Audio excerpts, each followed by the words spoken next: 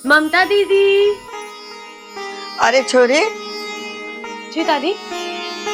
मैं कथा का पाठ पढ़ रही हूँ। आ बैठ के सुन ले। दादी मैं।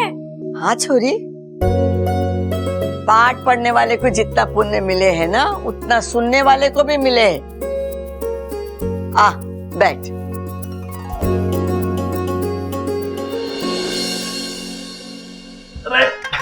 अरे क्या भैया, हर जगह हाथ पकड़ के मेरे को ले आते हो? क्यों लाए हो यहाँ पे? गिल्ली डंडा खेलने आए हैं। सच्ची? इतने सालों बाद? कहाँ है गिल्ली डंडा? अखाड़े में क्यों आ गए छोटे, बता।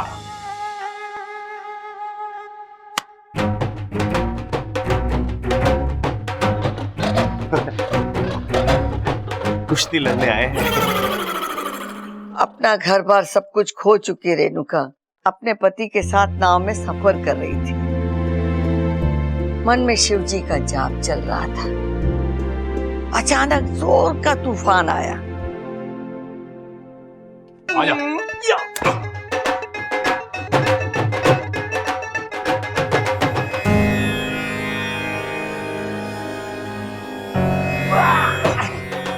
अरे भाई, तेरी जगह पैरों में ना है, तेरे दिल में, दिल में।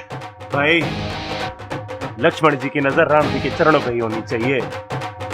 मेरा बस चले ना तो आपके पैर उठा के अपने सर पे रख लूं मैं। अरे छोटे, अरे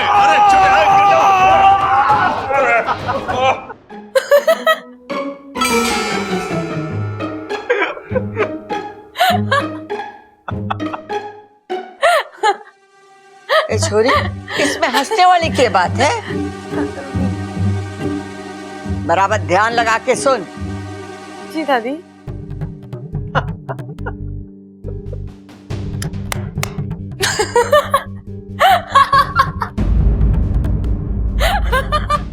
लगता है तेरा ध्यान यहाँ ना है। जा, मुझे मेरा पाठ पढ़ने दे। जी दादी।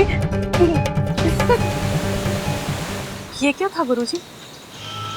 प्रकृति का खेल। मतलब? जब एक नाग दूसरे नाग को अपनी आधी जान दे देता है तो कहानी वहीं समाप्त हो जाती है, परंतु यहाँ एक नई कहानी शुरू हो गई है। साझा प्रत्यार्पण विधि के बाद इच्छा की जान ही नहीं, बल्कि जज्बात भी बब्बल से जुड़ गए हैं। मतलब एक हंसेगा तो दूसरा हंसेगा, एक रोएगा तो दूसरा रोएगा। लेकिन नागों में तो ऐसा नहीं होता। इसीलिए कहा ना, ये प्रकृति का खेल है। जिस तरह प्रकृति ने नागों और इंसानों की दुनिया अलग अलग बनाई है, उनके नियम भी अलग बनाए हैं। पर ऐसे में तो इच्छा और बब्बल दोनों मुश्किल में पड़ सकते हैं। हर चमत्कार की एक कीमत चुकानी पड़ती है। समझ लो बब्बल और इच्छा वो ही चुका रहे हैं।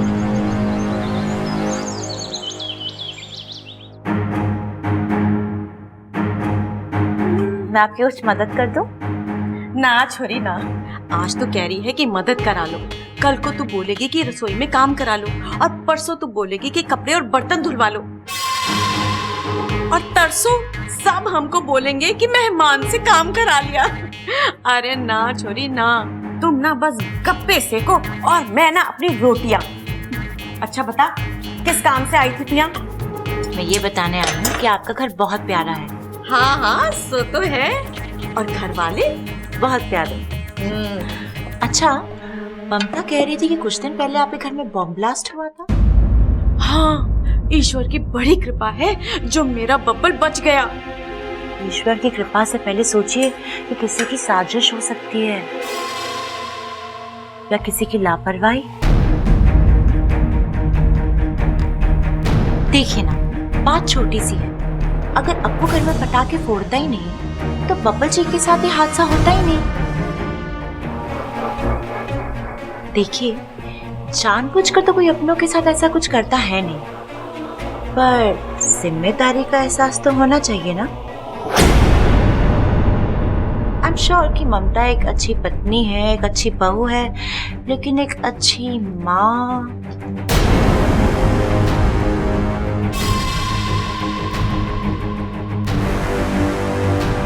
देखिए ना, अब वो कितना शरारती है, किसी की बात नहीं सुनता।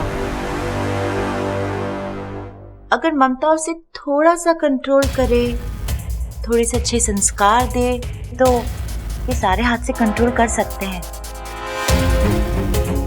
देखिए ना, ममता की बेटी की वजह से आपकी बेटे की जान खतरे में पड़ गई। बताओ। हाँ, मैं अभी आई। सुनिए जी। अब ये जाके अपने पोते को डांटेगी। ये देखकर ममता भड़केगी और वो अपने सास से भिड़ेगी। जिस घर ने आज तक झगड़ा नहीं देखा, वो आज सास बहू का झगड़ा देखेगा।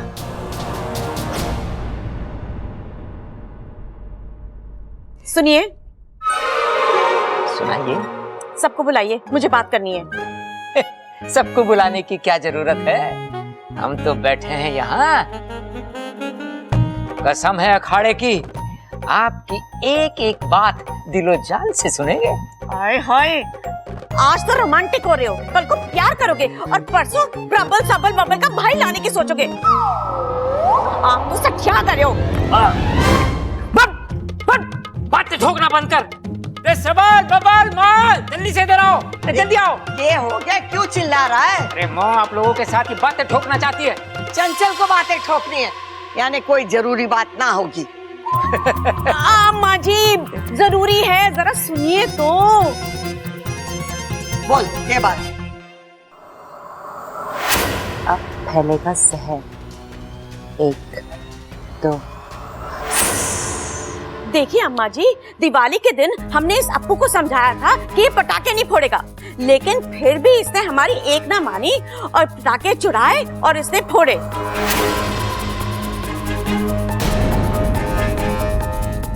अप्पू, बड़ों की बात नहीं मानना सबसे बड़ी गलती है। Sorry mummy. चलो चलो, ये तो बच्चा है, लेकिन ये काम ना किसी बड़े आदमी का है। लेकिन सोचने वाली बात ये है, इतने सारे पटाखे के ढेर में वो खतरनाक वाला बम किसने रखा, बताओ।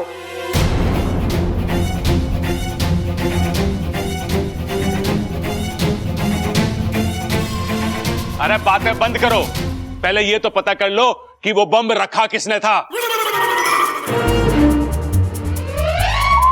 अरे क्या हो गया, ऐसे क्यों देख रहे हो मुझे? ओए ओए, कितनी गहरी और नई बात कही है तूने। रे मेरे एक्शन रिप्ले, तू बाहर जा, थोड़ी ताजा हवा का कान खुलेंगे तो बातें ठीक से सुनाई देंगी। अरे पिताजी, चिल्लाने की क्या जरूरत है इसमें, हैं? वैसे ही सुन लेता मैं। गलती हो गई भाई, गलती हो गई हमसे। अम्मा जी, इस नन्ही सी जान को कुछ हो जाता तो हम सबका क्या होता। इस घर की खुशियां तो इस बच्चे से ही जुड़ी हुई है ना।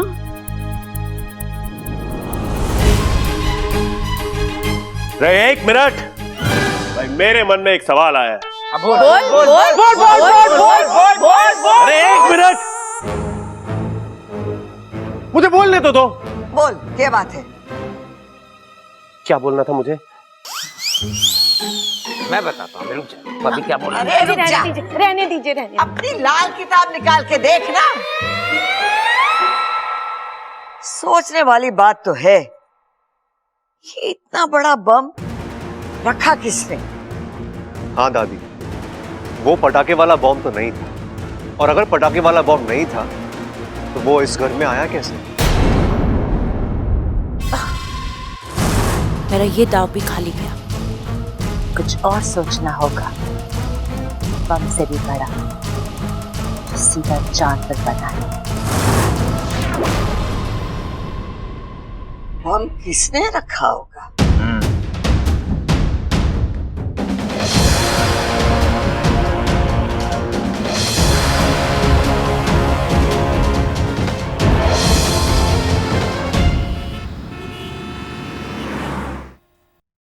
इच्छा, तू मुझे कहाँ लेके जा रही है? अरे वो पटाखों की दुकान ढूंढनी है जहाँ से उस दिन घर में पटाखे आए थे। तो उससे क्या होगा? तू तो जानती है ना, जो फटा वो पटाखा नहीं था। अरे मैं जानती हूँ, इसलिए तो हमें इस पटाखों की दुकान तक जाना है और पूछना है कि वो बम उस थैली में डाला गया था या फिर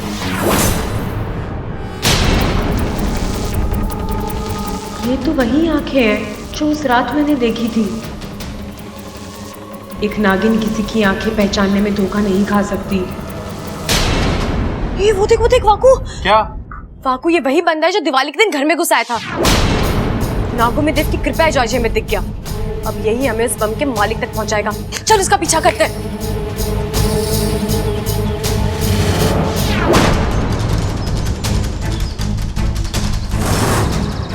ये तो गर्दन थोड़ा खड़ा है। पहलवान परिवार के दुश्मनों का अखाड़ा। इसका मतलब ये है कि दिवाली वाली रात इन्हीं लोगों ने बम रखवाया था हमारे घर पर। उस घर के लोगों को मारने का प्लान था इनका। लेकिन बम और बंदूक से अच्छाई नहीं मरती और बुराई को उसके किए की सजा मिलती ही है। नाग किसी के दुश्मन नहीं होते, लेकिन जब उन्हें जानबूझकर छेड़ा जाए तो वो किसी के दोस्त भी नहीं रहते। आज इन्होंने इच्छा को छेड़ा है, अब इनकी उल्टी गिनती शुरू।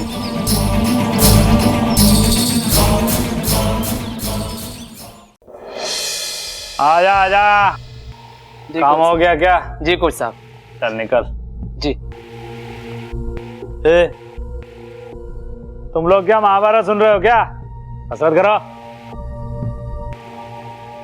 ए मोटो, ही क्या के मोटापा देख।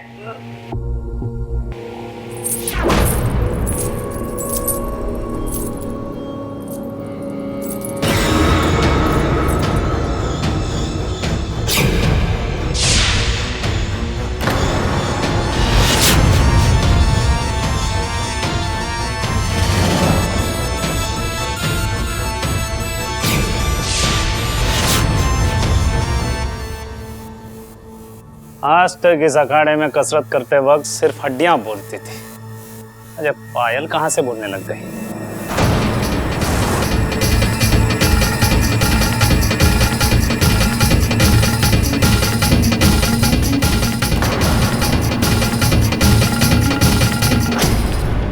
ए छोरी, यहाँ क्या कर रही है?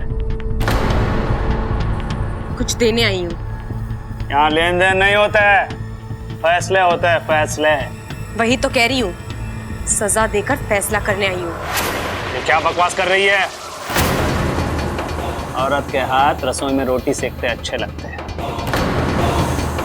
फैसला तेरे बस की बात नहीं है। फैसला तो आज होगा। बहुत शौक है ना तुझे बम बनाने का? आज या तेरे ही अखाड़े में धमाका होगा। बम? कौन है तू? किसने भेजा तुझे यहाँ? अपनी मर्जी से आई हूँ मैं। तूने जितनी भी गलतियां की है ना, आज सबका हिसाब करके जाऊंगी यहाँ से। हाँ, तो क्या सबूत है तेरे पास कि कौशल्या देवी के घर पे मैंने बम रखवाया था? सबूत तो तूने ही दे दिया अभी यहाँ। मैंने तो कौशल्या जी का नाम भी नहीं लिया। अब बता, वो बम तूने ही रखवाया था ना? हाँ, मैंने रखवाया था। तो क्या उखाड़ लेगी मेरा? चुपचाप मेरे साथ चल और पुलिस के सामने अपना गुनाह कबूल कर ले।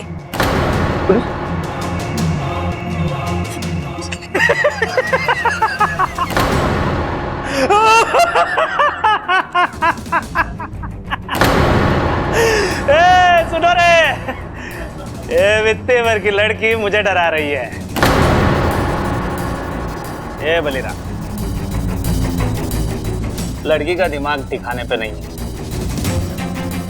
इलाज कर ले इसका।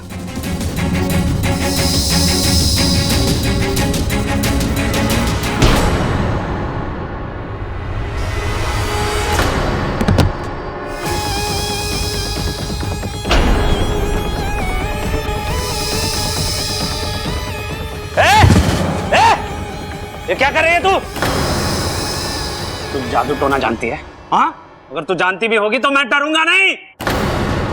ये सखाराम, फैसला कर दे इस लड़की का।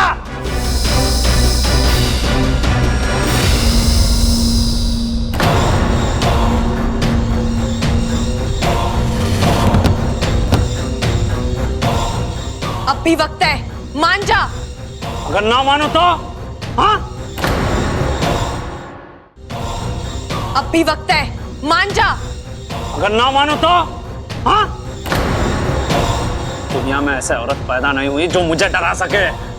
औरत ना सही, नागिन से तो तू डरेगा ना? नागिन?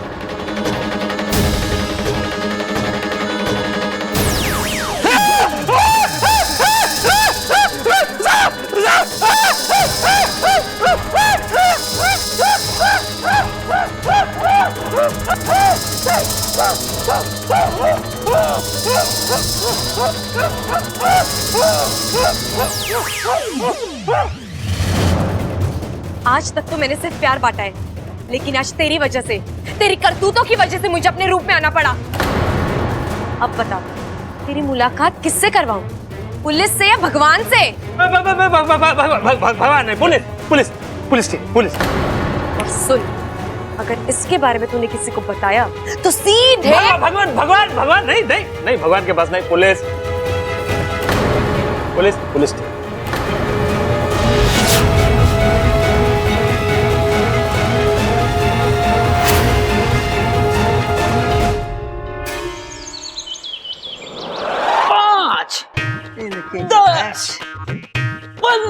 पिताजी, 5 का पहाड़ा पड़ रहे हो क्या? अरे संभाल, गिर जाएगा। 5 का पहाड़ा पड़ रहे हो क्या? दादी दादी दादी दादी, मुझे अपना पैर दे दो। दादी क्या कर रहा है? पैर दे दो अपनी। अरे क्या कर रहा है तू? छोड़। छोरा, तू क्या बोल रहा है? हमारी तो कुछ समझ में नहीं आ रहा है। पश्चाताप कर रहा हूँ दादी, बस अपना पैर दे दो, अपना पैर दे दो बस। छोरा, तू क्या बोल रहा है? हमारी तेरी एक भी बात समझ में ना आ रही है। अरे दादी, मैं समझ गया। ये जो शोले फिल्म में जो गब्बर था ना, उसका छोटा भाई लग रहा है मने। वो कैसे छोटे? अरे आप समझे ना भाई, कैसे वो गब्बर ठाकुर को कह रहा था, ये हाथ मुझे दे ठाकुर, वैसे ये कह रहा दादी को, ये पैर मने दे दादी। अरे चुप करो, जो ये बोलने आए इसे बोलने तो दो। क्यों चाहिए मेरे पैर तुझे? दादी, मुझे आपके पैर नहीं चाहिए, माफी चाहिए आपकी। अरे दादी के बनिया है जो टॉफी देगी। अरे टॉफी नहीं भाई, माफी चाहिए। अच्छा अच्छा, कॉफी कॉफी। अरे ममता, एक कॉफी ला दे। अरे बावले, ना वो कॉफी कह रहा है ना टॉफी कह रहा है, वो माफी कह रहा है, माफी। क्यों चाहिए तुझे माफी? ओ दादी, आपके घर में जो बम फटा था ना, हाँ, वो मैंने रखा था।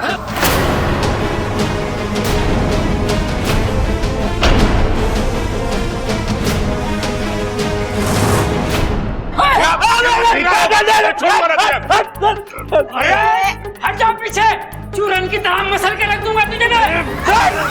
अरे रुक जा, खड़ा रुक जा। ना कुछ करने के बाद तो हमसे माफी मांग रहा है? हाँ, तू हमारी जान को लेना चाहता है? तेरी वजह से हमारे अप्पू के साथ तेरी तो। अरे बबल, इस घर में मारपीट नहीं होगी। लेकिन दादी, इसके बबल, इस घर के संस्कार हैं। जो भी हाथ जोड़कर इस घर की चौखट पर माफी मांगने आता है, उसे हम अपने गले से लगाते, ना कि उसके ऊपर हाथ उठाते। अरे माँ, कैसी बातें कर रही है ये? इसको सजा ना देंगे क्या? छोड़ूंगा नहीं। अरे खड़ा, किसे सजा मिलेगी? जरूर मिलेगी, लेकिन सजा हम ना देंगे, पुलिस देगी। तू पुलिस को फोन लगा। ना दादी, उसकी कोई जरूरत नहीं है, मैं अपने आप पुलिस स्टेशन चला जाऊंगा, जो भी सजा देंगे भुगत लूंगा। बस आपसे एक विनती है के? आपके शुभचिंतक से कह दो कि मुझे बख्श दे। शुभचिंतक? शुभचिंतक? शुभचिंतक? वो क्या है ना, मैं पुलिस का सामना कर सकता हूँ, लेकिन उसका नहीं। शुभचिंतक? माँ, शंकर भैया वापस आ गए क्या? ना ना, वो कोई नारी थी। नारी? हाँ, लेकिन 100 लड़कों पे भारी थी।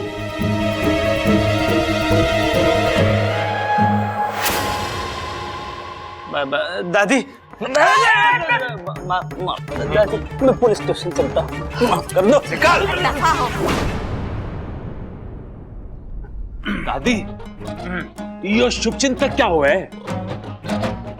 अरे बेटे, जो हमारे बारे में शुभ सोचे वो हमारा शुभ चिंतक। अच्छा हुआ हमारे घर में बम फूटा। ए छोरे, क्या बोल रही है तू? पता तो चला हमारा भी कोई शुभ चिंतक है। हे भगवान, जिस घर में ऐसे नमूने हो उसे तो शुभ चिंतक ही बचा सके। अम्मा जी, पता तो चले ये शुभ चिंतक है कौन?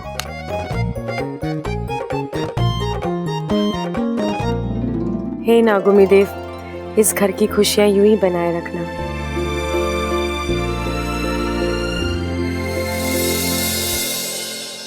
अब अचानक ये शुभ चिंतक कहाँ से आ गया, जिसने इतने बड़े पहलवान को भिगी बिल्ली बना दिया?